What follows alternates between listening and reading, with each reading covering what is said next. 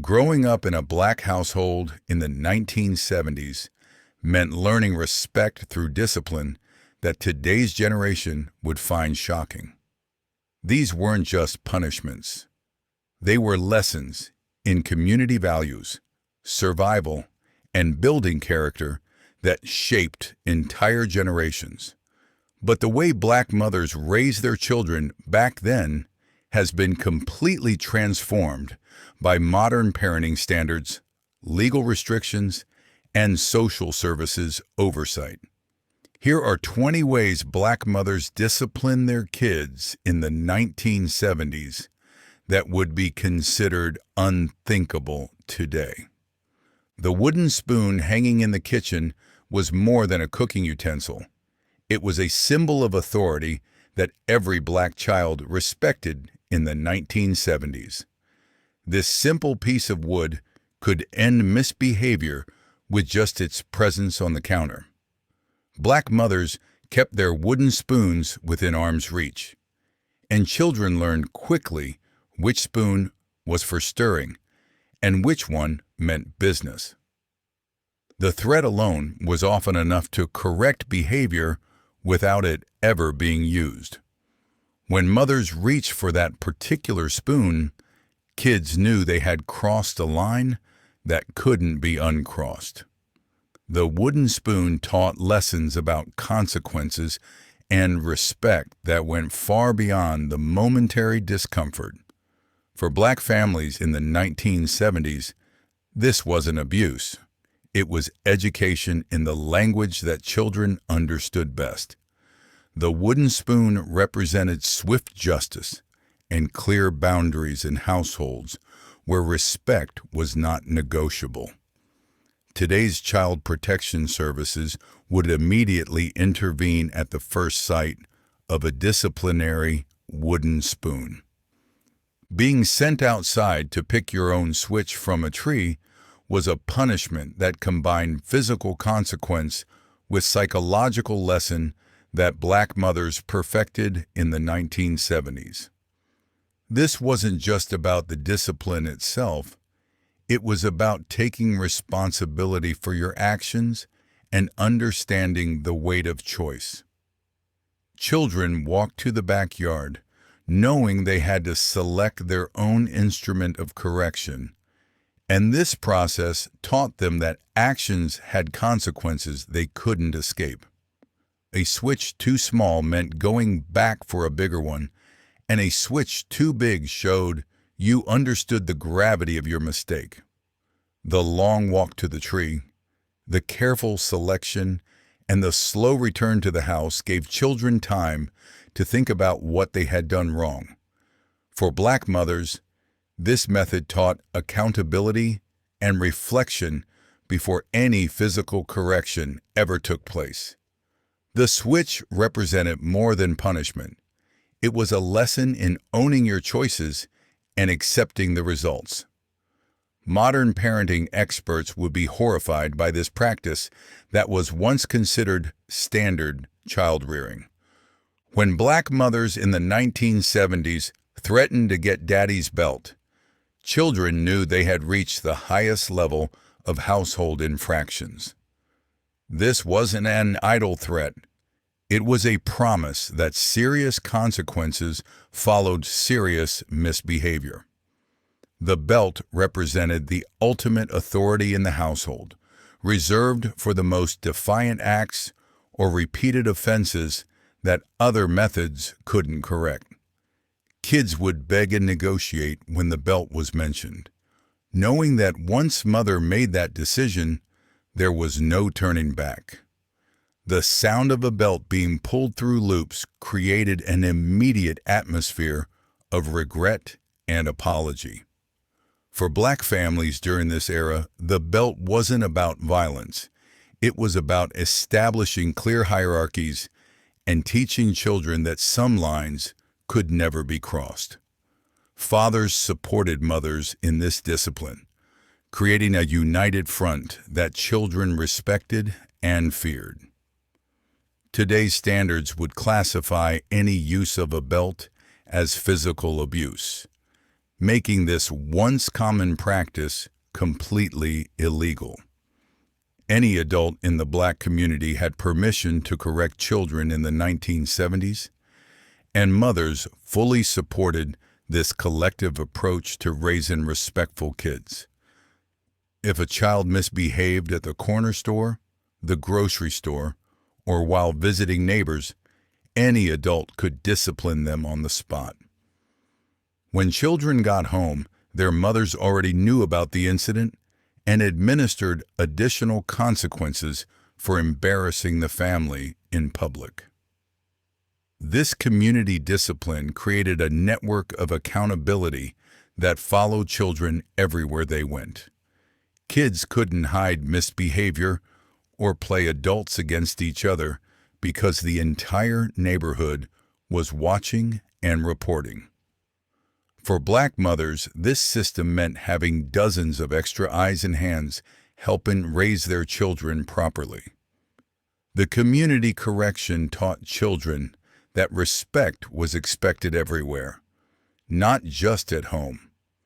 Today's legal system would immediately prosecute any non-parent who laid a hand on someone else's child, making this cooperative child-rearing approach completely impossible.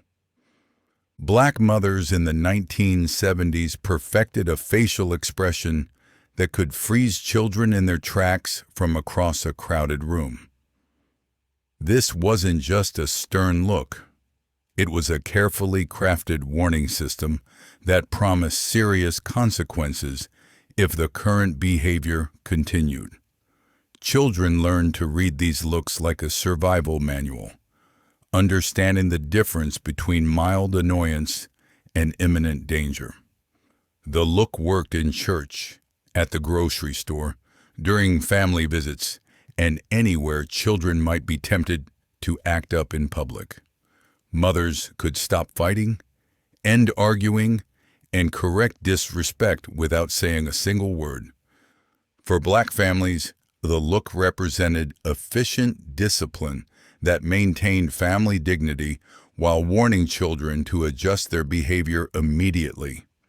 Kids respected the look because they knew what followed if they ignored its message. Today's children would probably laugh at a parent trying to discipline them with facial expressions, but in the 1970s, the look was more effective than any words. When black children used inappropriate language in the 1970s, mothers had an immediate and memorable solution: a few drops of hot sauce on the tongue. This wasn't torture.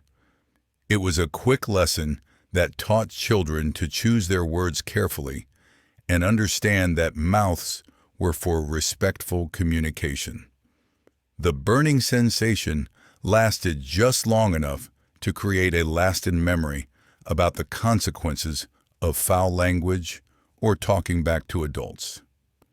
Mothers kept bottles of hot sauce handy for these teaching moments, and children learned quickly that certain words would result in an immediate taste of fire. For black families during this era, hot sauce discipline created a clear connection between inappropriate words and unpleasant consequences. Children developed better vocabulary and more respectful communication patterns because they knew their mouths could betray them into punishment. The hot sauce method was quick, effective, and created lasting behavioral changes that helped children succeed in school and social situations.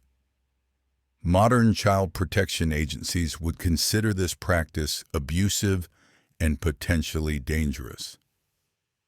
Black mothers in the 1970s used corner standing as a discipline method that combined physical discomfort with mental reflection time.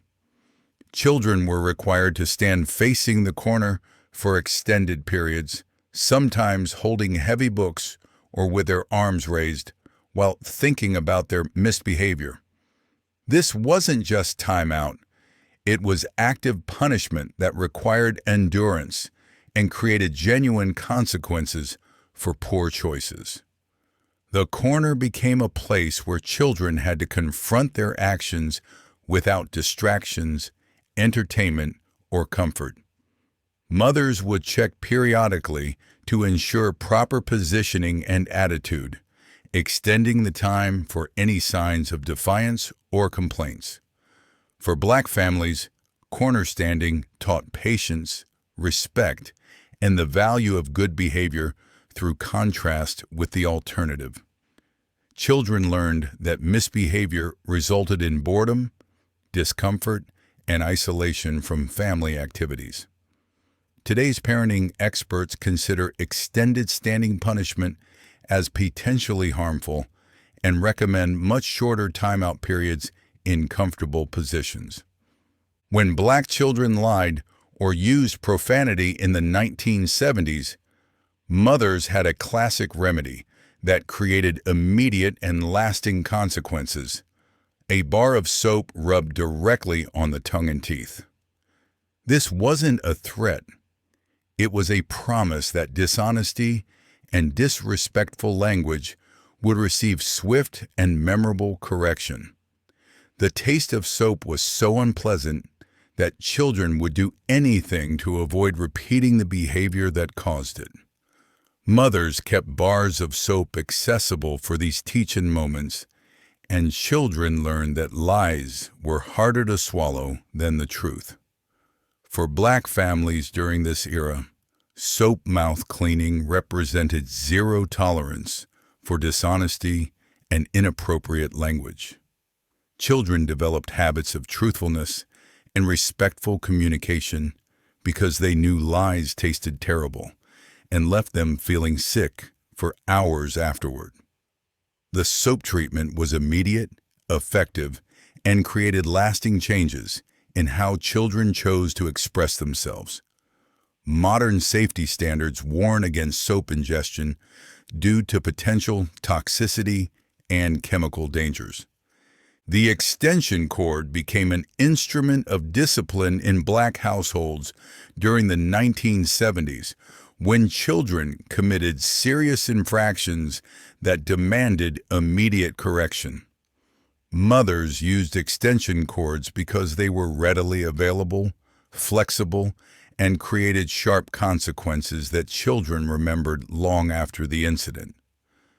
This wasn't random violence. It was calculated discipline reserved for dangerous behaviors like playing in traffic, stealing, or directly defying parental authority. The extension cord represented serious business, and children understood that certain actions would result in severe consequences. For Black mothers, this method was about protecting their children from worse outcomes by creating immediate accountability for dangerous or destructive choices. Children learned that some behaviors were simply unacceptable and would result in painful consequences every single time.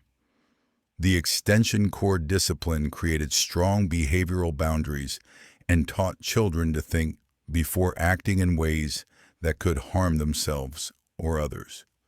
Today's legal system considers any use of cords or wires as child abuse and prosecutes parents for such disciplinary methods.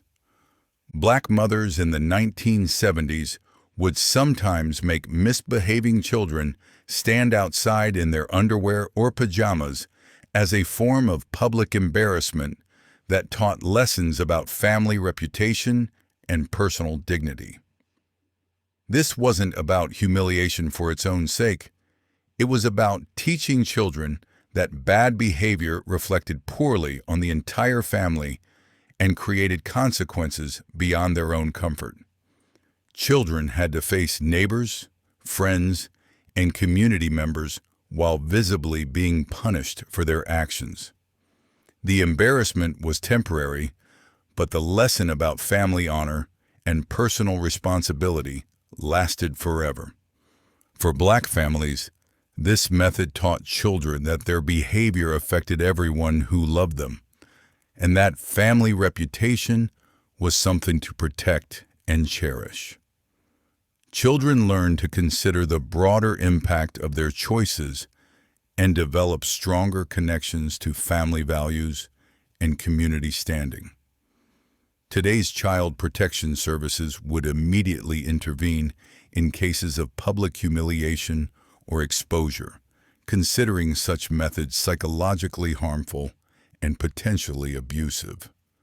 When black children threw tantrums or became hysterical in the 1970s, mothers had an immediate solution that ended the episode quickly and effectively: a cold shower that shocked children back into rational behavior.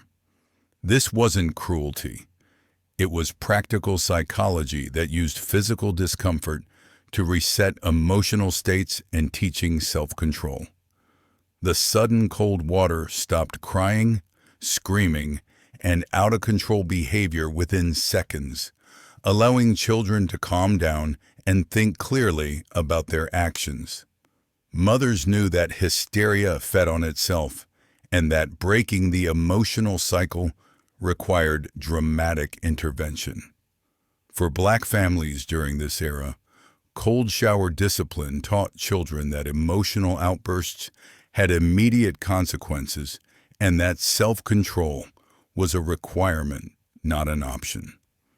Children learned to manage their emotions before reaching the point of hysteria, because they knew the alternative was deeply unpleasant.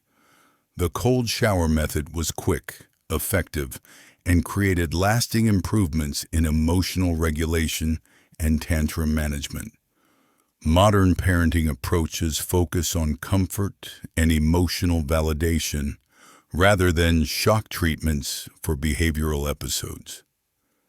Black mothers in the 1970s made misbehaving children write the same sentence hundreds of times by hand until their fingers cramped and their attitude improved. This wasn't just busy work. It was mental discipline that forced children to repeatedly focus on the lesson they needed to learn. Sentences like, "I will respect my mother," or "I will tell the truth," were written until the message was permanently embedded in memory through repetition and physical effort.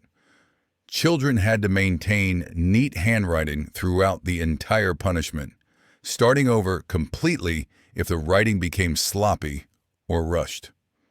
For black families, line writing created quiet time for reflection while reinforcing important values through physical repetition. Children learn patience, persistence, and the importance of the lesson being taught through hours of careful writing. The punishment continued until mothers were satisfied that the child understood and internalized the message completely. Today's educators worry about repetitive stress injuries and consider forced writing as potentially harmful to developing hands and wrists. When black children committed serious offenses in the 1970s, mothers sometimes made them kneel on uncooked rice as a discipline method that combined physical discomfort with reflection time. This wasn't torture. It was controlled discomfort that created lasting memories about the consequences of poor choices. The small rice grains pressed into knees just enough to be unpleasant without causing actual injury, creating a memorable association between bad behavior and unpleasant consequences. Children had to maintain the kneeling position while thinking about what they had done wrong and how they would improve their behavior in the future. For black mothers, rice kneeling represented serious consequences for serious misbehavior, reserved for incidents that threatened family values or safety. Children learned that some actions resulted in real discomfort and developed stronger motivation to make better choices in the future. The rice discipline was memorable, effective, and created behavioral changes that lasted long after the knees stopped hurting. Modern child protection standards would classify this practice as physical abuse and potentially dangerous to developing joints. Black mothers in the 1970s sometimes made lying children eat bitter herbs or vegetables as a way to create an unpleasant association with dishonesty. This wasn't about nutrition. It was about teaching children that lies left a bad taste in everyone's mouth and had natural consequences. Children had to chew and swallow bitter greens, raw onions, or other unpleasant foods while thinking about the lies they had told and the importance of truthfulness. The bitter taste lasted long enough to create a memorable connection between dishonesty and unpleasant experiences. For Black families, this method taught children that lies were hard to swallow, and that truth was always easier to digest than deception. Children learned to value honesty because they associated lying with genuinely unpleasant physical experiences that affected their entire day. The bitter herb discipline was creative, memorable, and reinforced family values about integrity and truthfulness. Today's parents would worry about forcing children to eat foods they dislike and potential digestive issues from bitter herbs. When Black children disappointed their mothers in the 1970s, sometimes the most effective punishment was complete silence and emotional withdrawal until the child demonstrated genuine remorse and behavioral change. This wasn't passive-aggressive behavior. It was calculated discipline that taught children the value of maternal approval and family connection. Mothers would stop talking to misbehaving children, refuse to acknowledge their presence, and treat them as invisible until they earn their way back into family communication. Children experience a pain of disconnection and learn that family relationships required respect, honesty, and appropriate behavior to maintain. For Black mothers, silent treatment taught children that love and attention were privileges that could be withdrawn when behavior fell below family standards. Children learned to value family bonds and worked harder to maintain positive relationships through better choices and attitudes. The silence was temporary, but the lesson about relationship maintenance and mutual respect lasted forever. Modern psychology warns that emotional withdrawal can cause lasting psychological damage and attachment issues. Black mothers in the 1970s sometimes made misbehaving children publicly confess their wrongdoings and apologize in front of the entire church congregation as a way to teach accountability and community responsibility. This wasn't about shame. It was about teaching children that their behavior affected the whole community and that redemption required public acknowledgement of wrongdoing. Children had to stand in front of people they respected and loved, admit their mistakes, and promise to do better in the future. The public confession created accountability beyond the family and taught children that their actions mattered to the broader community. For Black families, church confession reinforced the connection between personal behavior and community standing while providing a path for forgiveness and restoration. Children learned that mistakes could be forgiven but required genuine acknowledgement and commitment to change. The church confession was humbling, educational, and reinforced community values about accountability and redemption. Today's privacy, concerns, and child protection standards would prevent such public exposure of children's mistakes and personal issues. When Black children misbehaved in the 1970s, mothers often assigned extensive manual labor as punishment that taught work ethic while creating consequences for poor choices. This wasn't child abuse. It was practical discipline that channeled destructive energy into productive activity while building character and responsibility. Children might spend entire weekends washing cars, cleaning basements, scrubbing floors, or doing yard work until they understood the value of good behavior. The work was hard enough to be unpleasant, but productive enough to benefit the family and teach valuable life skills. For Black mothers, labor punishment created strong connections between choices and consequences while building physical strength and mental toughness. Children learned that misbehavior resulted in hard work and that good behavior allowed time for fun and relaxation. The labor assignments were memorable, character-building, and created lasting appreciation for the privileges that came with good behavior. Modern child labor laws and safety regulations would prevent many of these work assignments and limit children's involvement in household labor.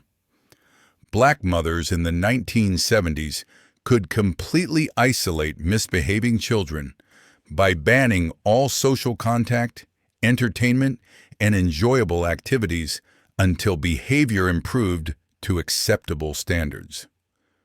This wasn't social cruelty. It was strategic isolation that taught children the connection between personal choices and social privileges. Children lost access to friends, television, music, games, and all forms of entertainment until they demonstrated genuine remorse and behavioral change. The isolation was complete and continued until mothers were satisfied that lessons had been learned and attitudes had improved. For Black families, entertainment bans taught children that social life and fun were privileges that required good behavior to maintain. Children learned to value their freedoms and worked harder to keep them through better choices and respectful attitudes. The ban was temporary, but the appreciation for social privileges and entertainment lasted long after restrictions were lifted. Today's parents worry about social isolation effects and consider extended bans potentially harmful to child development and peer relationships. When Black children consistently misbehaved in the 1970s, mothers would enforce extremely early bedtimes for extended periods as a way to limit freedom and create consequences that affected every single day. This wasn't just missing one evening. It was weeks of going to bed at 6 or 7 p.m. while other family members continued their normal evening activities. Children missed television shows, family conversations, evening snacks, and the freedom that came with later bedtimes. The early bedtime was maintained regardless of complaints, negotiations, or promises to improve behavior until mothers were satisfied that lessons had been thoroughly learned. For Black mothers, early bedtime punishment taught children that freedom and privileges were earned through consistent good behavior over time. Children learned patience, consistency, and the value of family trust through extended periods of restricted freedom. The early bedtime was boring, isolating, and created strong motivation to maintain better behavior to earn normal privileges back. Modern sleep experts recommend consistent bedtime routines and warn against using sleep as punishment. Black mothers in the 1970s could strip misbehaving children of every single privilege, comfort, and enjoyment until they earn their way back into family good standing through sustained good behavior. This wasn't cruelty, it was total reset that taught children the difference between basic needs and earned privileges. Children lost television, music, friends, snacks, toys, games, and even comfortable furniture until they demonstrated complete attitude change and behavioral improvement. Meals became basic nutrition without favorite foods. Bedrooms became sleeping spaces without entertainment. And life became focused entirely on school, chores, and earning back family trust. For Black families, full privilege revocation taught children that everything beyond basic survival was a gift that required appreciation and respect to maintain. Children learned to value their freedoms and worked consistently to keep them through better choices and grateful attitudes. The revocation was complete, memorable, and created lasting appreciation for family generosity and privileges. Today's child welfare standards emphasize children's rights to comfort, entertainment, and social contact regardless of behavior. These discipline methods from the 1970s shaped generations of Black children who grew up understanding respect, accountability, and the importance of family values. While many of these practices would be illegal today, they created strong character and community bonds that defined an entire era. The mothers who used these methods weren't trying to harm their children. They were preparing them for a world that demanded respect, resilience, and responsibility. Which of these discipline methods do you remember from your own childhood or from stories your family shared? Drop a comment below and tell us how these experiences shaped you. If this brought back memories, hit that like button and subscribe so you never miss another journey into the experiences that made us who we are.